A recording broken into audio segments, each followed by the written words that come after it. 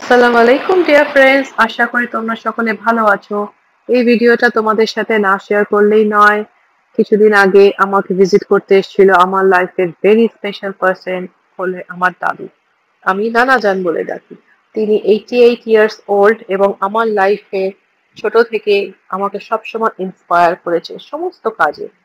তো উনি অনেক গল্প জানেন এবং মনের জোরে ট্রেনে চেপে জাস্ট আমার সাথে দেখা করতে এসেছে হাওড়া থেকে মালদা ট্রেনে করে। জাস্ট ইমাজিন করো বন্ধুরা, তার মনের জ্বর এতটাই প্রবল।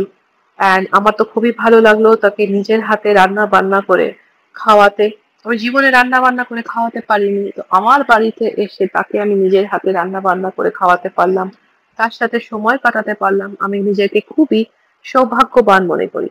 এবং তোমরাও জানিও বন্ধুরা, যাদের দাদু দিদা ঠাকুমা ঠাম্মি এখনো রয়েছেন, তাদের সাথে তোমরা সময় কাটাও, তোমাদের কেমন লাগে অবশ্যই আমাকে কমেন্ট করে জানিও। এই হলেন আমার দাদু নানা যান, যিনি বসে রয়েছেন হুইল চেয়ারে। এবং তোমরা সকলে দোয়া করো তার জন্য, তিনি যেন আবার আমাদের কাছে আসতে পারেন এবং তিনি যেন সুস্থ থাকেন।